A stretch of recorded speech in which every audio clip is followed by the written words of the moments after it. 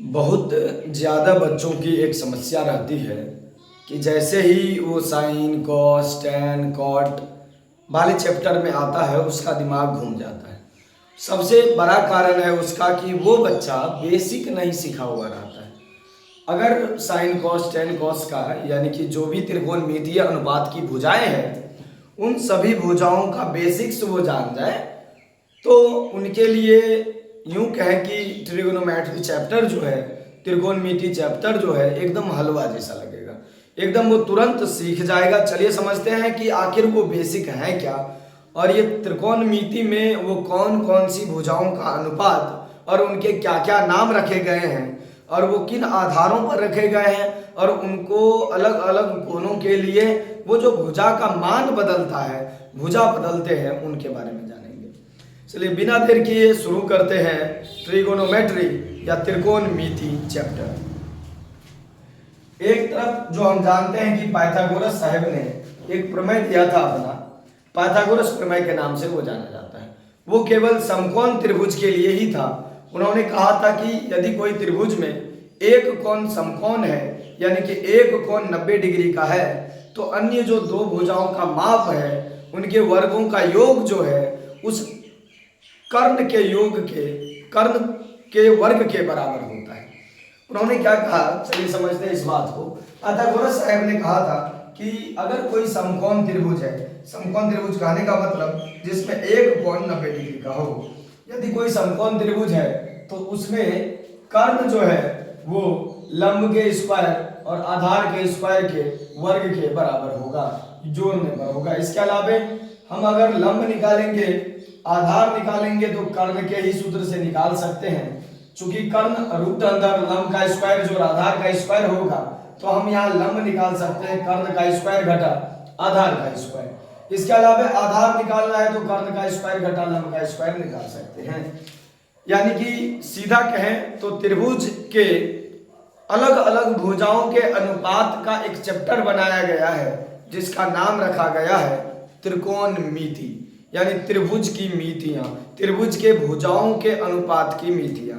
ये छयों त्रिभुज में जो भुजाएं हैं उन सभी भुजाओं को जानते हैं। क्या क्या है ये भुजाएं? आप देख पा रहे हैं कि ये एक त्रिभुज है, इसमें कितनी भुजाएं हैं आप देखिएगा, 1 2 3। ये तो वाजिब है कि त्रिभुज है तो 3 भुजाएं होगी और इन तीनों भुजाओं के जो अनुपात निकालेंगे तो क्या क्या निकलेंगे। यदि हम पहले भुजा से अनुपात निकालें तो इसका इसके साथ, इसका इसके साथ, इसका इसके साथ, ये 3 अनुपात निकल पाया त्रिभुज की भुजाओं का। अब हम इसी को अपोजिट करते हैं तो 3 और अनुपात निकलता है, इसका इसके साथ, इसका इसके साथ, इसका इसके साथ। यानी कि भुजाओं के अनुपात को अगर हम निकाल पाए तो त्रिभुज में टोटल भुजाओं का अनुपात निकला 6 और 6 भुजाओं के अनुपात को अलग अलग नाम दे दिया गया है। जैसे सबसे पहले भुजाओं के अनुपात में अगर हम इस साइड ये मान लेते हैं लंब है तो लंब और कर्ण के भुजाओं के अनुपात को त्रिभुज के उस मिति को ज्या का नाम दिया गया है जिसे अंग्रेजी में साइन कहते हैं। उसी तरह से आधार और कर्ण को ज्या के रूप में जाना जाता है जिसे अंग्रेजी में कोसाइन कहते हैं।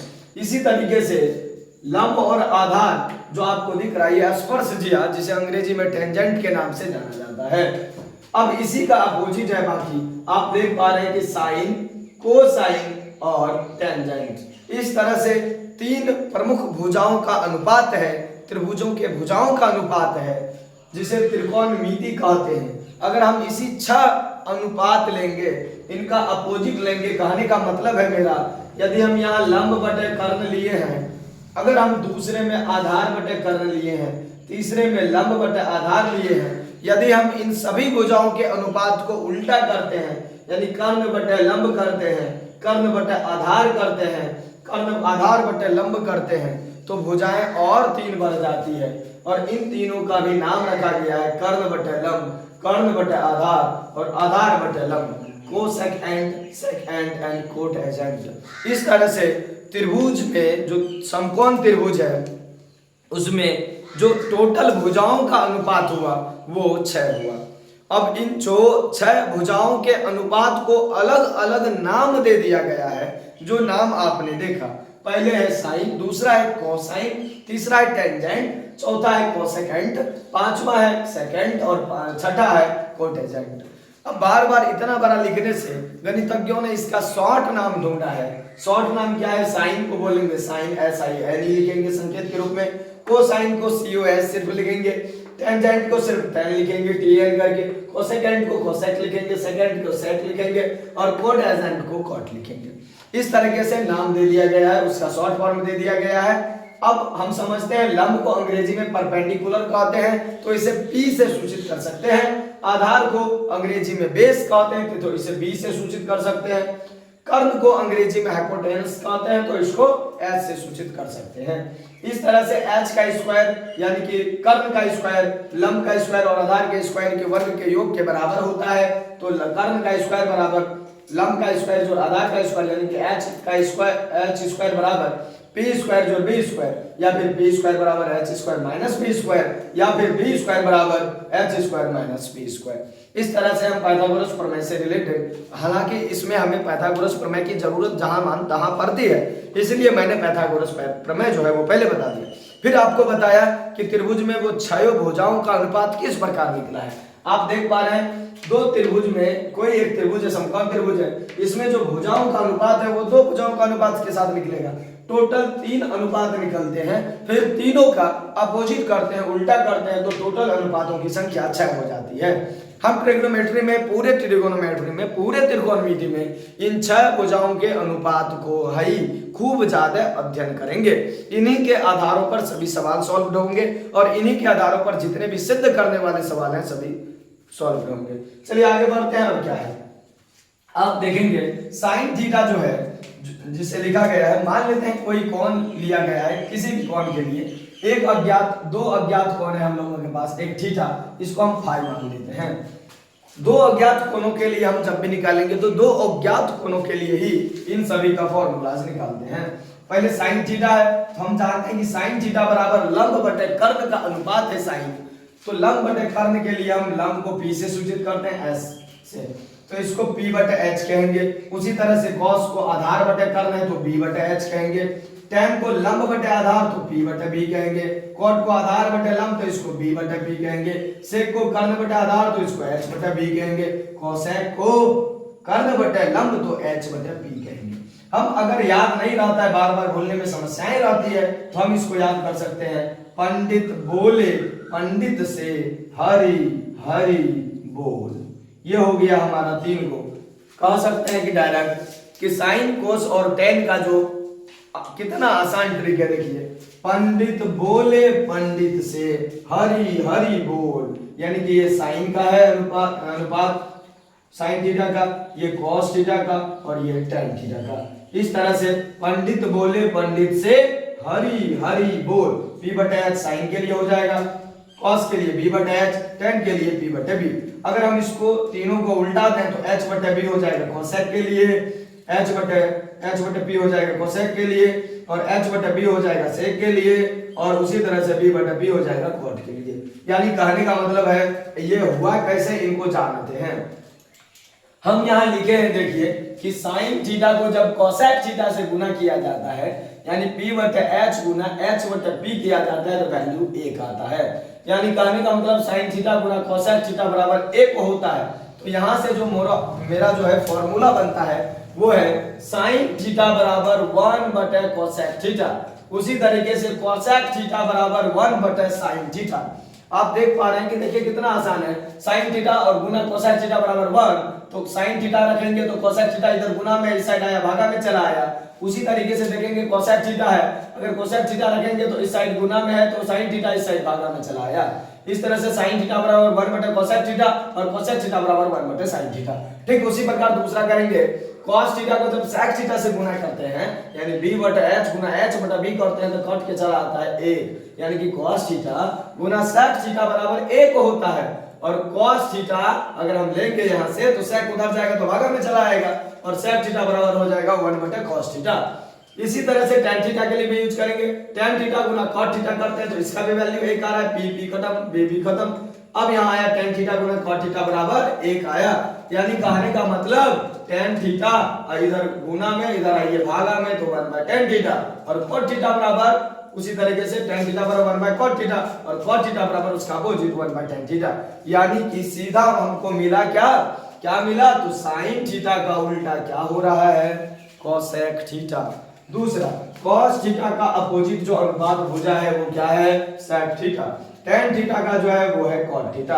हालांकि मैंने यहाँ पहले भी आपको बता दिया है भुजाओं के अनुपात को लेकर। अब हम डायरेक्ट चलते हैं, ये सूत्र याद रखना है खाली आपको sin cos tan का, पंडित बोले पंडित से हरि हरि बोल। चलिए आगे बढ़ते हैं। ये देखिए क्या है, ये लंब आधार और कर्ण। अब ये कहिएगा ये कैसे निर्धारित हुआ, तो लंब आधार और कर्ण जो है इन कोण के हिसाब से निर्धारित हुआ। ये कोण जो आपको सी कोण दिख रहा है उसके लिए ये छह भुजाओं का अनुपात लिखा गया है। सबसे पहले साइन सी है, आप देखेंगे सी और कोण के जस्ट सामने वाली भुजा हमेशा लंब होती है। कोण के सामने वाली भुजा यदि लंब होती है तो ये हुआ लंब, और उसके अपोजिट साइड जो 90 डिग्री की भुजाएं बनाती है, 90 डिग्री की कोण बनाने वाली जो भुजाएं हैं वही हमेशा लंब और आधार होगा, बशर्ते कोण के हिसाब से वो बदलेगा। कर्ण अपनी गद्दी जो है वो कभी नहीं छोड़ेगा, कर्ण अपना जगह कभी नहीं छोड़ने वाला है।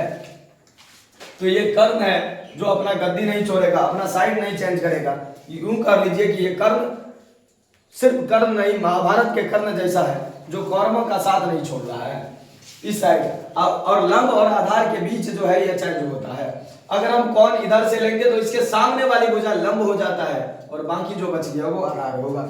इस तरह से अगर हम साइन सी लेंगे तो लंब बटे कर्ण होता है तो ए बी बटे ए सी हो जाएगा। अगर कॉस सी लेंगे तो ये आधार बटे कर्ण होता है तो आधार है बी सी, तो बी सी बटा ए सी हो जाएगा। अगर हम tan सी लेंगे तो ये लंब हो गया तो लंब बटे आधार तो ए बी बटा बी सी हो जाएगा। अगर हम cot सी लेंगे तो tan का उल्टा होता है तो बी सी बटा ए बी हो जाएगा। अगर हम sec सी लेंगे तो इस तरह से हम देखेंगे ये cos का उल्टा होता है तो ए सी बटा बी सी हो जाएगा। अगर हम साइन के उल्टे कोसेक की बात करेंगे तो ये ए सी बटा ए बी हो जाएगा। इस तरह से हमने त्रिभुज के छह भुजाओं का अनुपात किसी एक कोण के लिए निकाला, वो था कोण सी। अब हम दूसरे कोण के लिए देखते हैं। यदि कोण हमको स्पष्ट दिया हुआ नजर आए क्या कि ये कोण है हमको निकालना, इसको हम लिखेंगे कोण ए के लिए ये सामने की भुजा लंब होगी। हम पहले ही बता दिए हैं जिस कोण को निकालना है उस कोण के सामने की भुजा हमेशा उस पर परपेंडिकुलर होगी, यानी कि लंब होगी। यहां से ए जो है लंब हो जाएगा कोण ए के लिए, बीसी लंब हो जाएगा, आधार हो जाएगा ए बी।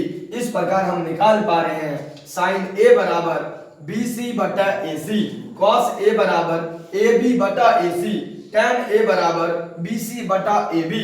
उसी तरह से उल्टा करेंगे, cot ए को ए बी बटा बी सी, sec ए को ए सी बटा बी सी और cosec ए को ए सी बटा बी सी। इस तरह से हम निकाल पाए टोटल। अब हम दूसरा बात जो आपको हम बताए इस फॉर्मूला के अलावा कि जब हम tan थीटा को हम जानते हैं tan थीटा बराबर p बटा b होता है, इसके बावजूद भी sin थीटा के वैल्यू को और cos थीटा के वैल्यू को जब निकालते हैं तो sin थीटा बराबर होता है p बटा h हम जानते हैं, और cos थीटा बराबर होता है p बटा h। h खत्म होके दोनों का जो अनुपात है वो आता है p बटा b, और यही फॉर्मूला तो tan थीटा का भी होता है। इसलिए tan थीटा बराबर sin थीटा बटा cos थीटा। चूंकि tan थीटा को उल्टा cot थीटा होता है, cot थीटा बराबर यहाँ भी उल्टा देते हैं cos थीटा बटा sin थीटा, यानी b बटा p। वैल्यू निकाल के देखिए एकदम आ जाता है, यानी b बटा p cot थीटा, और यानी कि cos बटा sin थीटा के लिए भी वही होता है sec। हम दो भुजाओं के अनुपात को निकाल पाए, दो अलग अलग अनुपातों के अनुपात को भी निकाले, जिसमें tan थीटा बराबर sin बटा cos आया और cot थीटा बराबर cos बटा sin आया। इस तरीके से पूरे ट्राइगोनोमेट्री का बेसिक्स आज हमने सीखा। दूसरे पार्ट में हम ट्राइगोनोमेट्री से, ट्रिगोनोमेट्री से रिलेटेड सारे सूत्रों को देखेंगे।